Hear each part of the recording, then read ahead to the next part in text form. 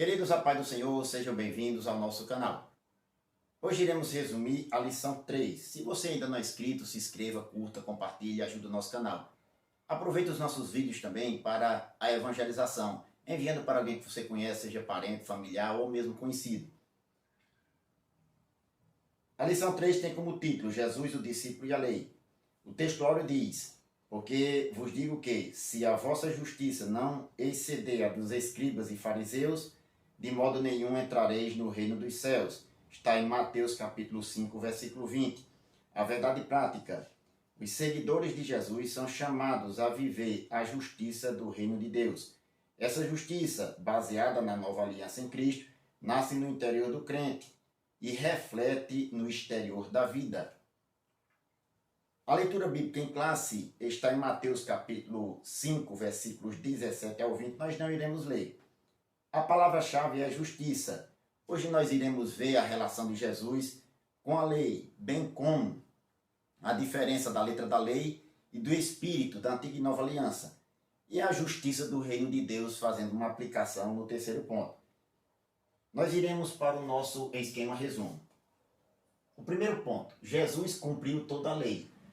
Como o próprio ponto já diz na temática, Jesus ele cumpriu a lei. O número 1, um compromisso com o passado.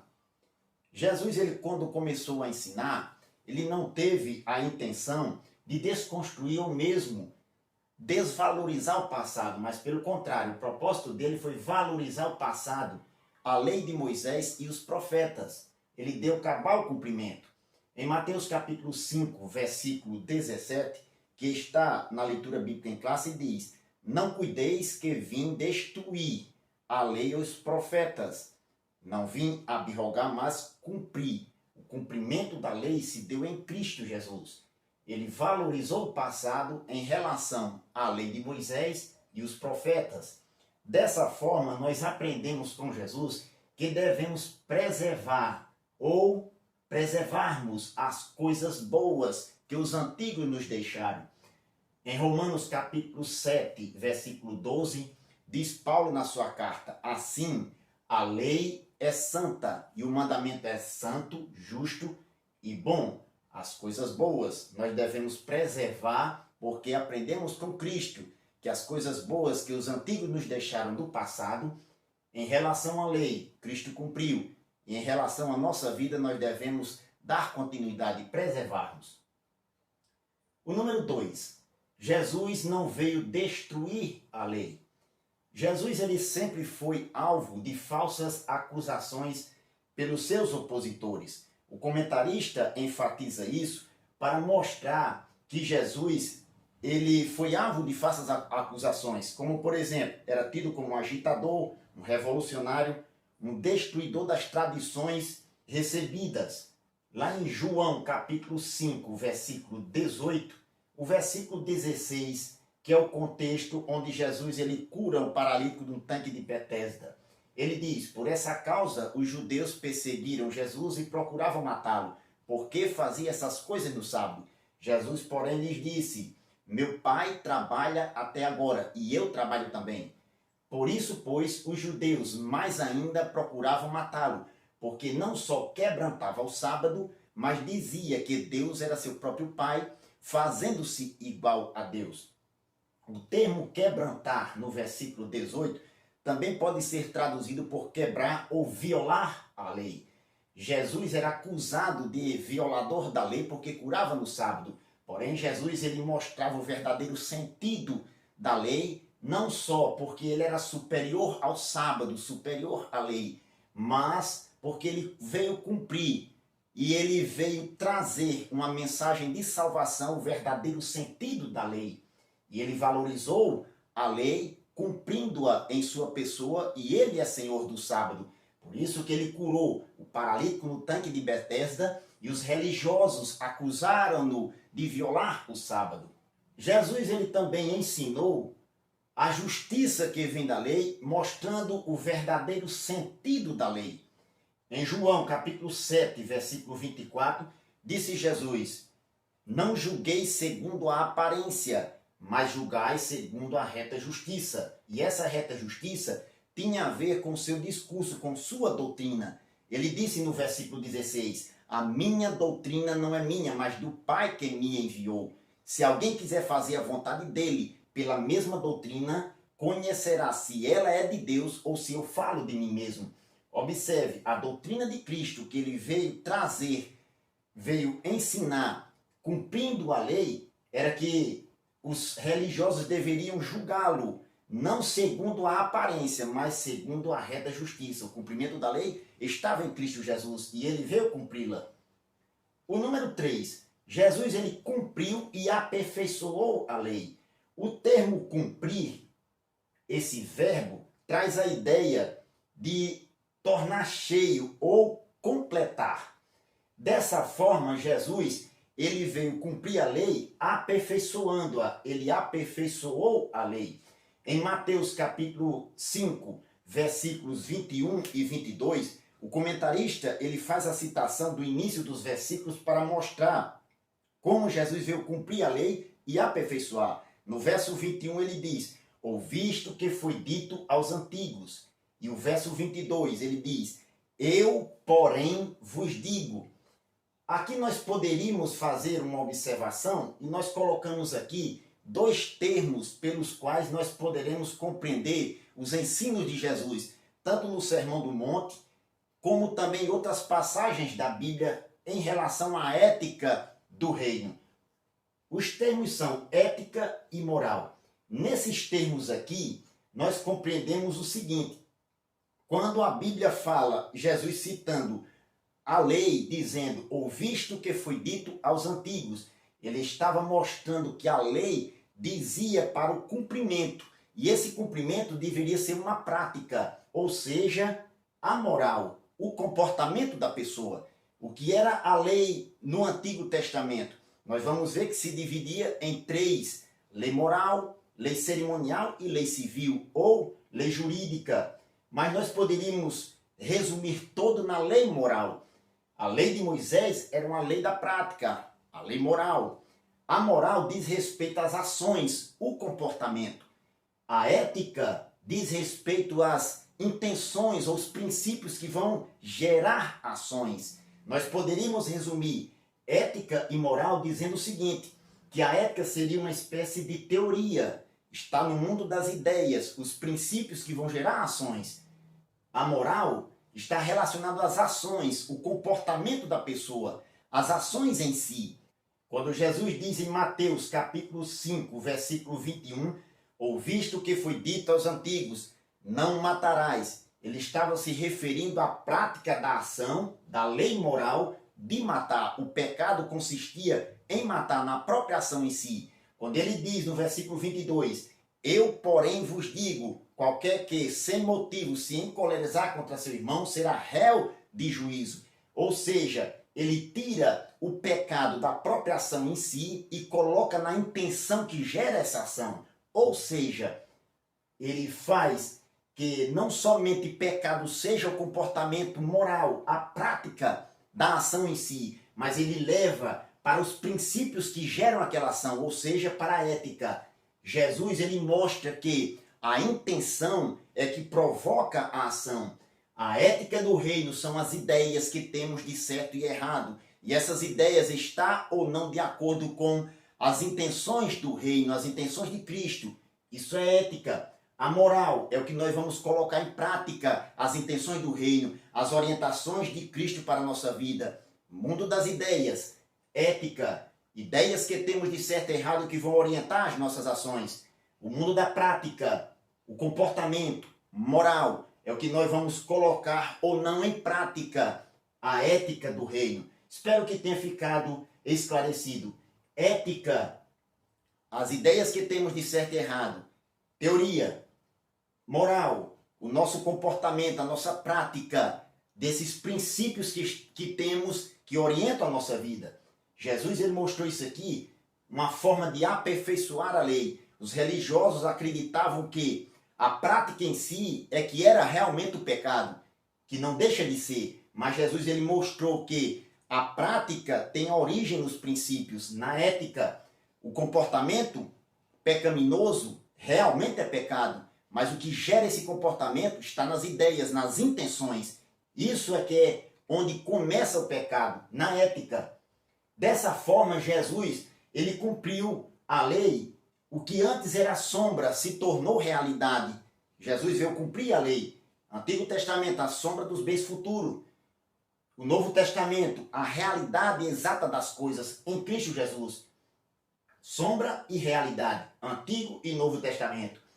Em Lucas capítulo 4, versículo 16 ao 21, diz o texto do escritor São Lucas: E chegando a Nazaré, onde fora criado, entrou num dia de sábado, segundo o seu costume, na sinagoga, e levantou-se para ler. E foi-lhe dado o livro do profeta Isaías. E abrindo ele o livro, achou o lugar em que estava escrito: O Espírito do Senhor é sobre mim, pois que me ungiu para evangelizar os pobres, enviou-me a curar os quebrantados do coração, a pregoar a liberdade aos cativos, a dar vista aos cegos, apoio e liberdade aos oprimidos, a anunciar o ano aceitável do Senhor. E cerrando o livro e tornando a dá-lo ao ministro, assentou-se, e os olhos de todos na sinagoga estavam fitos nele. Então começou a dizer-lhes: Hoje se cumpriu esta escritura em vossos ouvidos. Louvado seja Deus. Observe, se cumpriu a escritura, que para nós seria Isaías 61, livro dos profetas. Ele cumpriu, e na sua pessoa, ele disse naquela ocasião: se cumpriu esta escritura em vossos ouvidos. O que era sombra se tornou realidade.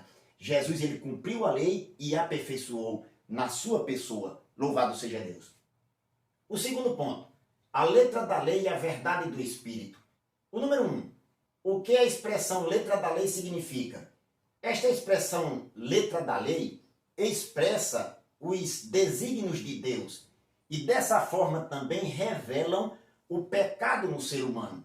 Como Paulo diz lá em Romanos capítulo 7, versículo do 7 ao 25, que é um texto longo, nós não iremos citar, mas logo no começo, no verso 7, Paulo diz: Eu não conhecia a concupiscência se a lei não dissesse não cobiçarás. Observe, por conta da lei veio o conhecimento do pecado, revela o pecado para o ser humano. As proibições da lei mostram o que Deus não quer para o ser humano.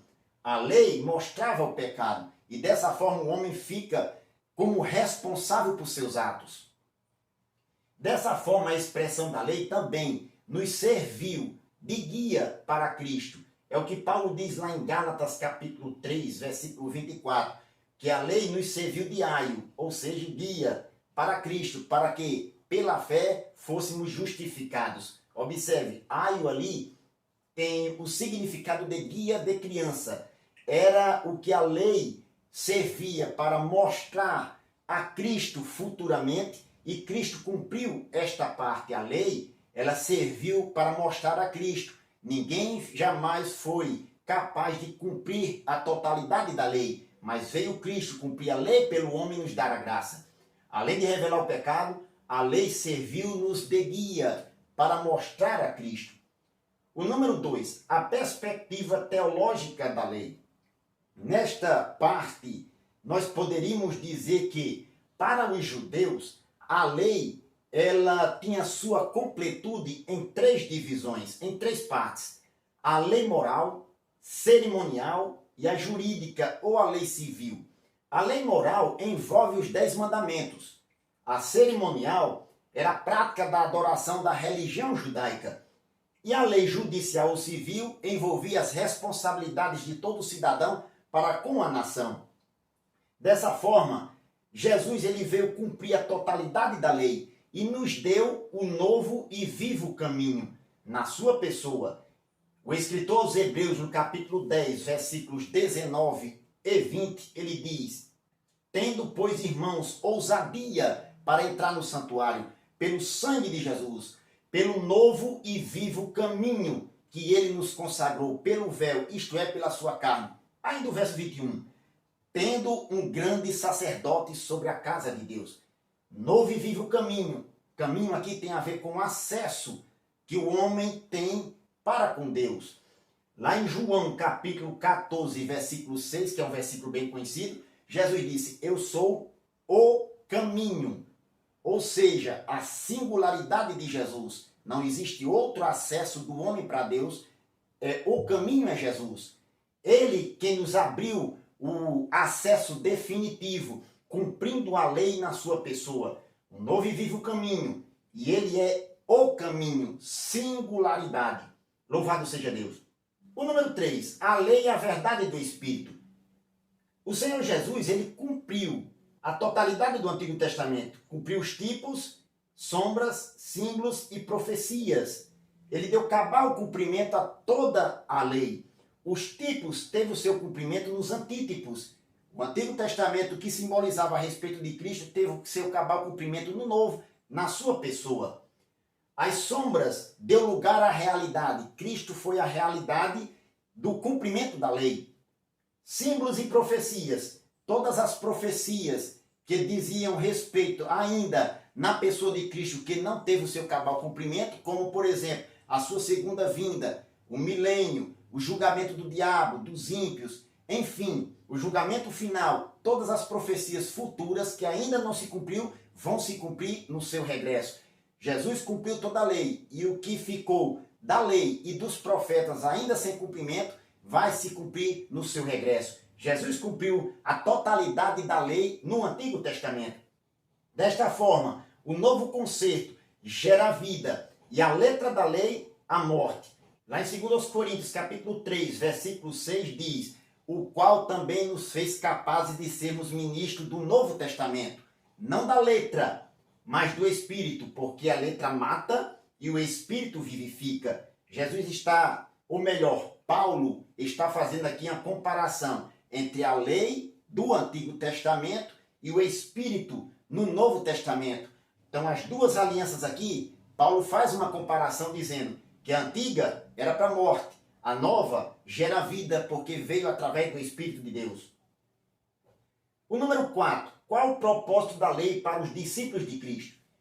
Em uma frase nós resumimos aqui o propósito da lei para nós cristãos.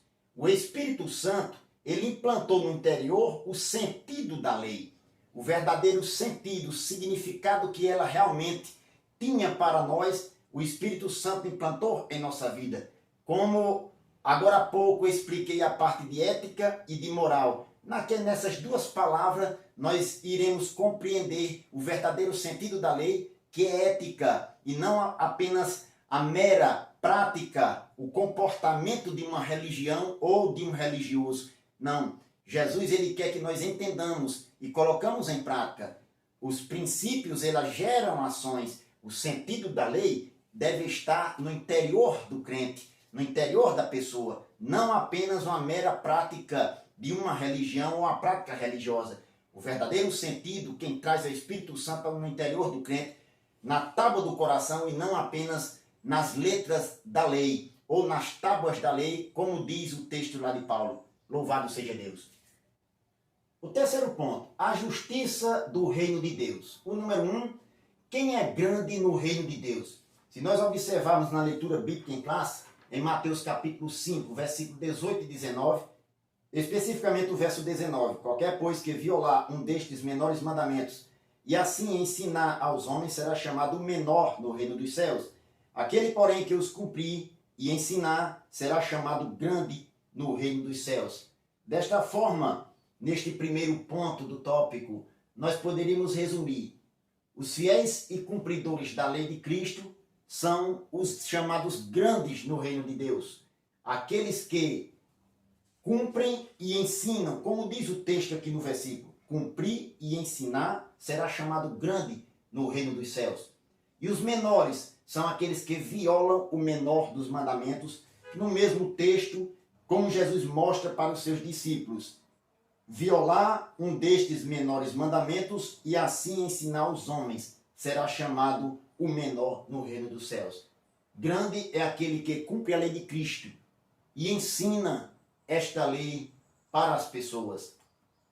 O número 2, a justiça do reino de Deus. O termo justiça no Antigo Testamento era um binômio, lei e obra. Nós citamos aqui, a obra era a prática da lei, a lei moral, a lei do comportamento, praticar. Lá em Lucas capítulo 18, versículo 9, o comentarista ele faz a citação aqui, mostrando alguns exemplos, e nós separamos esse exemplo aqui, que diz respeito à parábola do fariseu e do publicano. Jesus contou esta parábola Há uns que confiavam em si mesmos, crendo que eram justos e desprezavam os outros. Observe o que o texto diz. Desprezavam os outros. Esse desprezo pelos outros violava o princípio, ou um dos princípios maiores da lei, que era o amor ao próximo. Desprezavam os outros. 2 homens subiram ao templo a orar. Um fariseu e o outro publicano. O fariseu, estando em pé, orava consigo desta maneira: ó Deus, graças te dou porque não sou como os demais homens, roubadores, injustos e adúlteros, nem ainda como este publicano. Jejuo 2 vezes na semana e dou o dízimo de tudo quanto possuo. O publicano, estando em pé de longe, nem ainda queria levantar os olhos para o céu, mas batia no peito dizendo: ó Deus, tem misericórdia de mim, pecador. Jesus conclui dizendo: digo-vos que este desceu justificado para a sua casa e não aquele. Porque qualquer que a si mesmo se exalta, será humilhado, e qualquer que a si mesmo se humilha, será exaltado. Observe, a justiça do Antigo Testamento, os religiosos confundiam apenas com a mera prática comportamental da lei, mas esqueciam o verdadeiro princípio. A ética do reino está em entender isso. Os princípios que geram ações, eles desprezavam os outros e praticavam a justiça própria, pensando que iria ser salvo por isso. Isso é um engano. A justiça do reino de Deus, ela é moral e espiritual. Como nós citamos mais uma vez anteriormente, é a lei da ética, de onde gera ações, os princípios que geram ações. Temos que entender a lei de Cristo e colocarmos em prática. O fundamento nosso é baseado nos ensinos de Cristo, através de sua ética, e ela é moral e espiritual, e ela é recebida por meio da fé. Lá em Romanos capítulo 1, versículo 17, versículo 16, Paulo disse: porque não me envergonho do evangelho de Cristo, pois é o poder de Deus para a salvação de todo aquele que crê, primeiro do judeu e também do grego, porque nele, no evangelho, se descobre a justiça de Deus, de fé em fé, como está escrito: o justo viverá da fé. A justiça do reino de Deus é recebida pela fé. Queridos, na lição de hoje nós aprendemos que o Senhor Jesus, ele cumpriu a lei e mostrou a relação dele com a lei na sua pessoa, cumprindo e nos dando a graça. Através dessa relação de Cristo com a lei, nós entendemos a letra da lei e o espírito da graça. A lei veio revelar o pecado ao homem e trazer a morte, por conta de suas ações pecaminosas. Mas o Espírito Santo, ele veio nos trazer perdão e vida. E é isso que Cristo quer para nós. O Sermão do Monte faz com que nós entendamos que a lei de Cristo é maior. Ele cumpriu a lei do Antigo Testamento e nos deu a graça. O Espírito é quem vivifica. Louvado seja Deus. Que Deus o abençoe em nome de Jesus.